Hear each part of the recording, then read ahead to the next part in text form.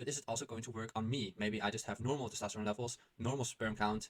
Am I also going to see an increase? And this study seems to suggest that you will. Hello everyone and welcome to another episode of Magic Pill Monday. Today we're talking about ashwagandha and we're going to take a look if ashwagandha is a supplement worth investing in based on scientific evidence or if it is a waste of money. And ashwagandha, I think, is also known as the stress killer, and we will very quickly see why that is. So what is ashwagandha? It's basically a root of a plant. That root extract has been used for millennia already in the Ayurvedic system. So that is ancient Indian medicine. And in Sanskrit, actually, the name stands for horse smell. Apparently, the root itself smells like horses. So that's what the name is based on. And when we are going to look at the science very shortly, sometimes ashwagandha is referred to as Withania somnifera. So that is something to keep in mind. If you see this, then we're talking about ashwagandha. Now, ashwagandha is mainly used for stress. It's actually considered the #1 supplement to take if you are stressed out. And many people these days are suffering from stress, and stress has a lot of downstream health effects.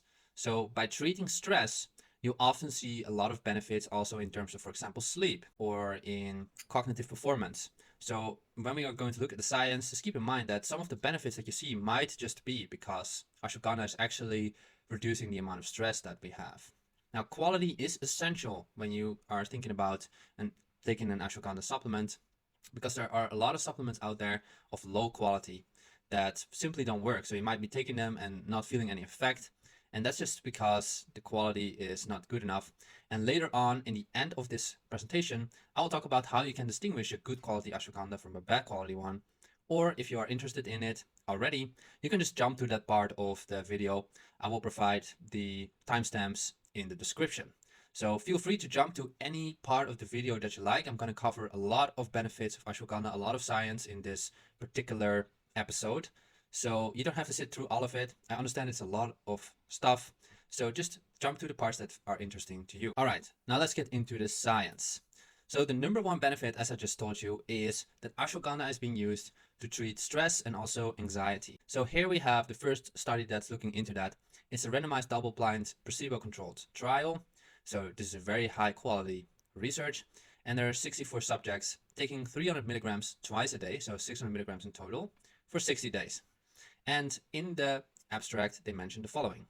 The treatment group that was given the high concentration full spectrum ashwagandha root extract exhibited a significant reduction in scores on all the stress assessment scales on day 60, relative to the placebo group. The serum cortisol levels were substantially reduced in the ashwagandha group relative to the placebo group. So we see a reduction in stress, and what we also see is a reduction in the hormone cortisol. And cortisol is often called the stress hormone because it's very correlated with stress. Now, cortisol is not only a stress hormone, it has some positive effects as well on the body, but generally speaking, those are correlated. So if you are very stressed out, you typically have high cortisol levels. And what we see in this research is that these cortisol levels are significantly reduced by taking ashwagandha. So this is a systematic review, a meta-analysis that looks at 12 randomized controlled trials. So randomized controlled trials are the highest quality of studies out there. And this particular meta-analysis looks at 12 of them. And there are 1,002 subjects in total if you combine these 12 studies. And they typically take about 300 milligrams once or twice a day. So this is what they mention in the abstract. We found that ashwagandha supplementation significantly reduced anxiety and stress levels compared to placebo. Additionally, the nonlinear dose response analysis indicated a favorable effect of ashwagandha supplementation on anxiety until 12,000 milligrams per day and stress at a dose of 300 to 600 milligrams per day. Finally, we identified that the certainty of the evidence was low for both outcomes. So what we see is that there is a significant reduction in anxiety and stress on average over all these studies. However, they also say that the certainty of the evidence was low. So there is still more research necessary to make this outcome become very reliable.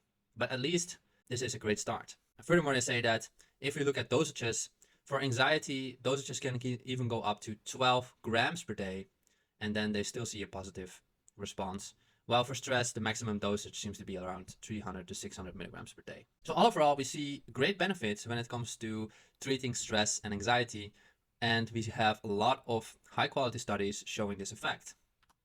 Now, the next benefit worth talking about is sleep. And of course, you can imagine that if you are very stressed out, you probably won't sleep very well. So if ashwagandha reduces stress, it might also improve sleep.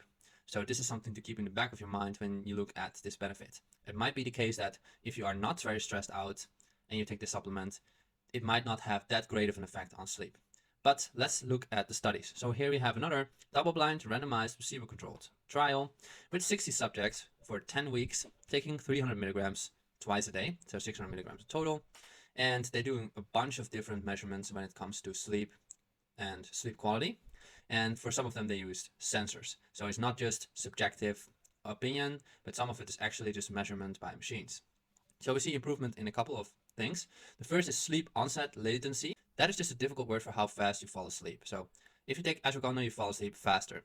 Then we have the Pittsburgh Sleep Quality Index. This is just kind of a score of your sleep quality, and that seems to be improving. Then we have sleep efficiency. This is just a measurement of there's a difference between laying in bed and actually sleeping. So you might lay in bed for 8 hours and then sleep for only 7 hours, and the rest of the time, the other hour, you are laying awake. So the more time you are actually sleeping, the better your efficiency is. And then finally, we have the wake after sleep onset, which is basically just a measurement of how much do you wake up after you fall asleep. And all of these measures saw an improvement. In this study, we have 60 subjects again, and for 8 weeks, they're taking either 125 or 300 milligrams of ashwagandha twice a day. And they are measuring stress, anxiety, cortisol levels, and sleep quality. And they saw improvements in all of those measures. Although for the anxiety, they only saw an improvement when the people were taking 300 milligrams twice a day, so 600 milligrams in total. And in sleep quality, they saw a larger increase in sleep quality in the group taking 600 milligrams compared to the group taking 250 milligrams. But it's worth noticing that even at a lower dosage, there was an improvement in stress, a lowering in cortisol, and an improvement in sleep quality, just not as large as in the group taking 600 milligrams. The third benefit is power output. It seems that taking ashwagandha can increase your power if you look at a couple of studies. So here we have a randomized control trial with 57 young untrained males doing it for 8 weeks and taking 300 milligrams twice a day, so 600 milligrams in total. Now it's worth mentioning that if you are untrained and you start going to the gym, you will likely make a lot of progress very quick, no matter if you take a supplement or not. So when you look at these numbers, just be aware of that. It is typically very unlikely for an experienced person to put another 30 kilograms on their bench press in only 8 weeks' time. So when we look at the results here, we see that both groups saw significant improvements in the bench press, leg extension, in the arm size, so muscle mass, and the chest size. However, the ashwagandha group saw way larger improvements than the placebo group. So there definitely seems to be a benefit of taking ashwagandha in terms of increasing your power and increasing muscle mass. In this study, we have 38 young untrained males. So again, untrained, something to keep in mind. They were participating in this study for 12 weeks, taking 500 milligrams a day. And again, they saw improvements in the bench press. And in this study, they were also looking at the squat. And 1RM, this stands for 1 rep max. So they are measuring what is the weight you can do for a maximum of 1 repetition. And in the group taking ashwagandha, their 1 rep max increased by a lot more than the group taking a placebo. So in general, we see that ashwagandha can definitely realize a power output, but we do not know if this power output can also be increased when ashwagandha is taken by experienced people that have been going to the gym for a long time. So that we do not know for sure. The fourth benefit of ashwagandha is that it can improve fertility. And again, this might be related to the fact that ashwagandha can reduce stress, can reduce cortisol, and these kind of things seem to have a negative impact on fertility in general. So here we have 100 infertile males taking 5 grams a day of ashwagandha for 90 days, and they see an increase in sperm count, progressive motility, this is just kind of like the movement of the sperm, the activity, and sperm morphology. So they have more high quality intact sperm cells. So lots of great improvements right there. In this study, we have 46 men with low sperm count taking 675 milligrams per day for 90 days, and they saw an increase in sperm count, very large increase I might add, sperm motility, so again, the movement of the sperm, how active is it, and also semen volume. And these are quite large increases. And in this final study, this is of course what it's all about. We have 60 infertile males taking 5 grams per day for 3 months. And in the people taking ashwagandha, the amount of pregnancies went up by 14%. So that is a wonderful outcome for these infertile males. So the fifth benefit of ashwagandha is testosterone increase. So there are a few studies that have shown an increase in testosterone. We're going to go over them. And it likely has to do with the fact that cortisol, the stress hormone, has a negative effect on testosterone or testosterone production. So when we reduce cortisol, we see an increase in testosterone. So again, it might be the case that if you are not stressed and your cortisol levels are normal or low, that taking ashwagandha might not result in an increase in testosterone. This is something to keep in mind. Okay, so we have a randomized control trial here, 57 young untrained males, and they are taking 300 milligrams twice a day for 8 weeks.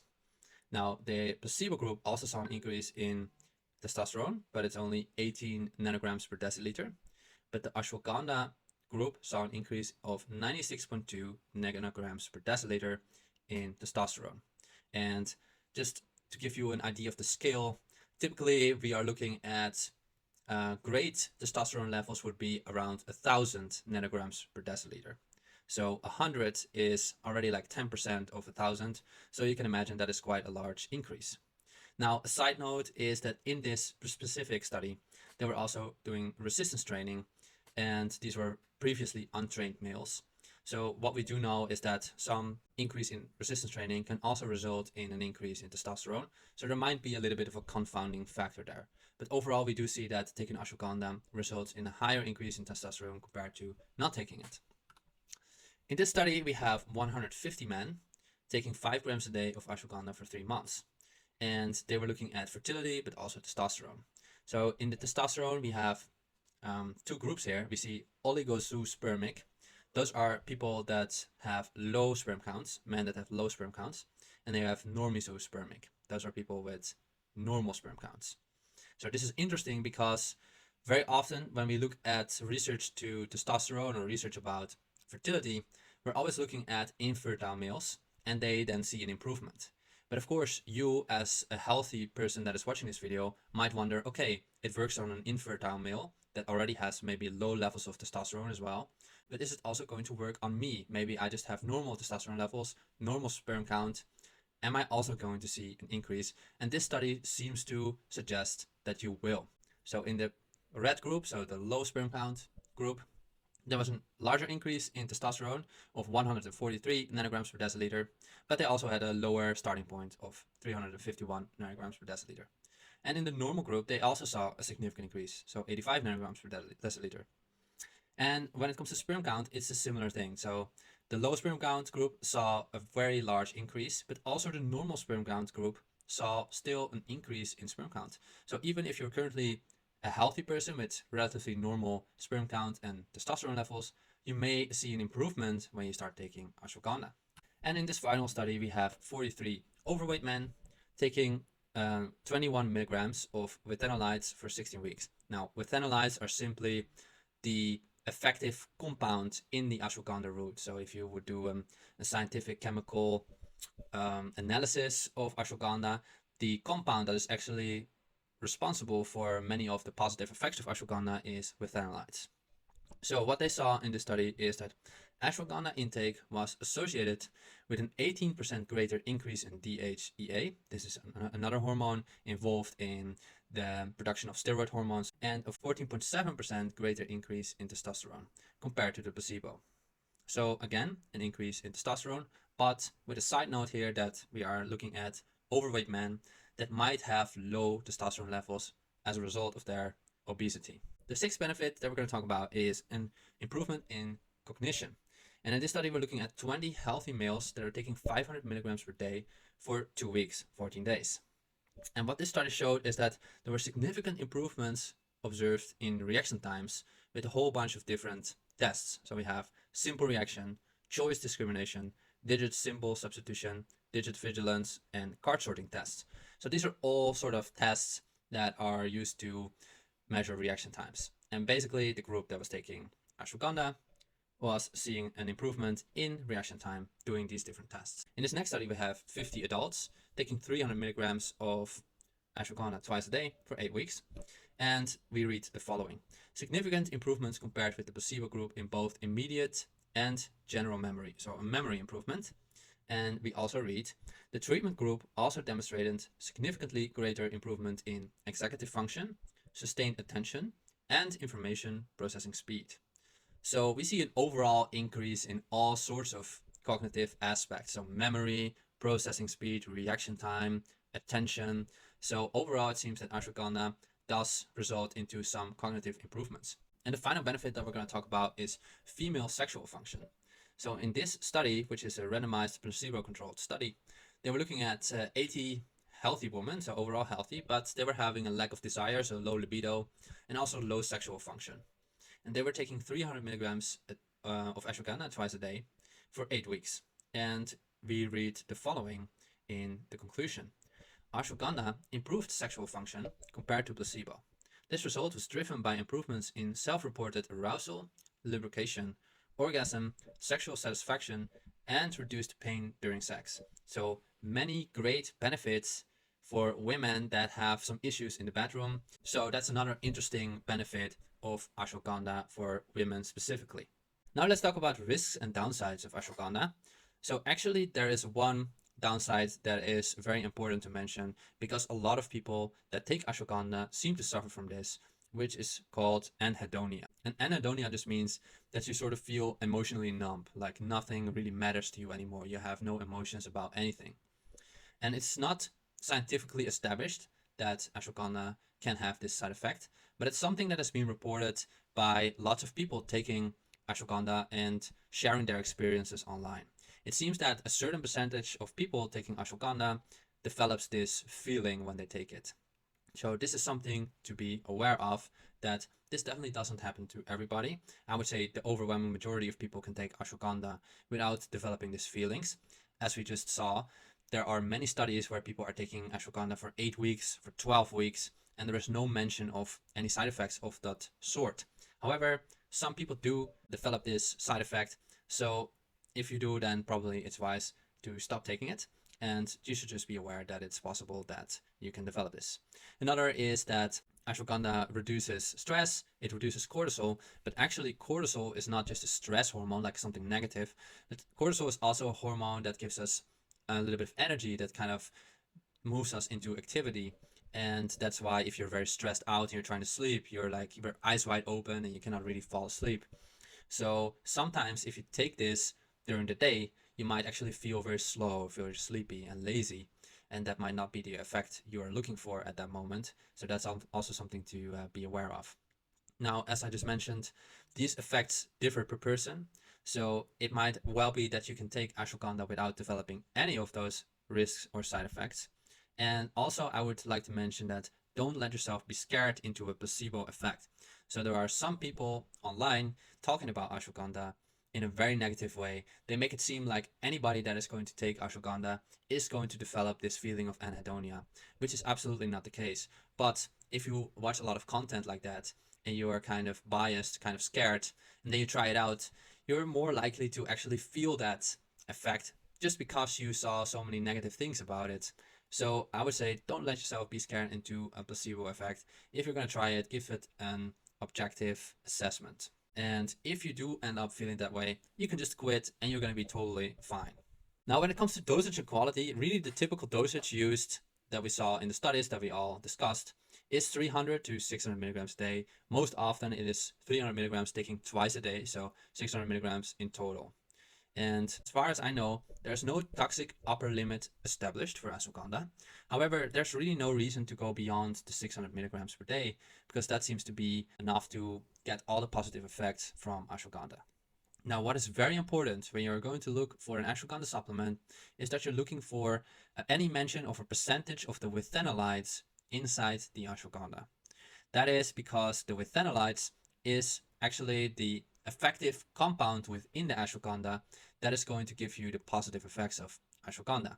So if you find an ashwagandha supplement in the store and it doesn't mention the percentage withanolides, it might be that there are no withanolides inside that entire supplement, because it's a low quality supplement and it will have absolutely no effect. So it's very important that you find a supplement that has been tested and that they can guarantee to you that it has a certain percentage of those withanolides in them. So I just showed an example on the right here. This is a supplement label from a supplement from Nootropics Depot, an US company. And they also always mention the percentage withanolides, so you know how strong the ashwagandha is and you are certain that it's going to be an effective supplement. Now, typically, the higher percentage of phenolides, the stronger the ashwagandha supplement is going to be.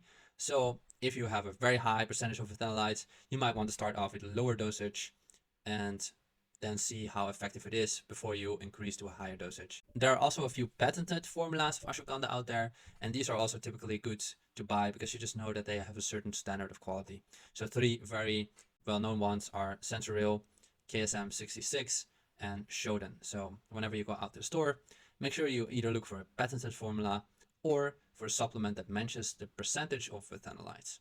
So when to take ashwagandha? Well, as we discussed multiple times during this video, ashwagandha can lower cortisol.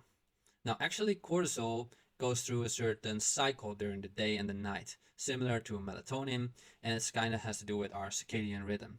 So usually when we wake up in the morning, we experience a spike in cortisol, and that spike in cortisol is really just meant to get us out of bed, get us moving. So just as I said earlier in this video, cortisol is not just a negative hormone, it also kind of moves us into action, and that's what it does in the early morning. However, cortisol can also be artificially raised because you're stressed.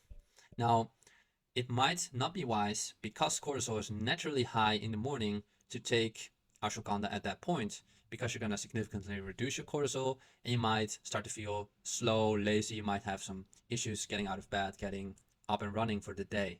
So it might be wise to wait a little bit before you start taking the ashwagandha. Maybe take it during lunchtime, or maybe take it after you've woken up, maybe after 2 or 3 hours in the day. And you can also take it in the evening. Many people do, to wind down and to lower their cortisol levels in the evening, to make it easier for them to fall asleep. So that's another time to take. So really, it comes down to experimentation, but it's just smart and wise to know about that cortisol is naturally high in the morning, and that if you take ashwagandha in the morning, you're gonna mess with that natural cycle of cortisol. So from personal experience, I feel that ashwagandha makes me feel pleasantly drowsy, and I've mostly taken it in the evenings after dinner in particularly stressful times of my life, to sort of wind down and make it easier for me to fall asleep. And I found ashwagandha to be particularly helpful for that purpose. I've not really used it to improve my cognition or power or fertility, but I might do that in the future. So final verdict, I will give this supplement an 8.5 out of 10. It really has a lot of wide-ranging benefits and quite some high-quality research. Like, out of all the research that is done on ashwagandha, many of them are randomized placebo-controlled trials on humans, which is very great, and it's not red studies or some vague stuff. Now, one thing that I should mention is that it is mostly Indian researchers that are doing these research on ashwagandha. Now, that's not necessarily a problem, because Indian research can be very good. However, since ashwagandha comes from ancient Indian medicine, there might be a slight potential bias there to show how potent ashwagandha is as a medicine, as a supplement. I can just imagine that, for example, people from China are also very eager to prove how effective traditional Chinese medicine is. And you always have to be a little bit aware of that potential bias. So I'm not saying that the studies that are done on ashwagandha are not good, and that the Indian researchers are, meddling with the data somehow. But it's always good to stay neutral and objective and be aware of potential bias. Now, finally, there's also some potentially severe side effects. So some people might get anhedonia and they were not able to take ashwagandha. And also there are some quality issues with ashwagandha on the market. But as long as you take one of the patented formulas, or a formula that is testing the percentage of phenolides, you're generally in good place. So 8.5 out of 10, I think it's well deserved. That was it for this video. I really hope you enjoyed it. Leave a like if you did. Subscribe if you want to see more videos like this.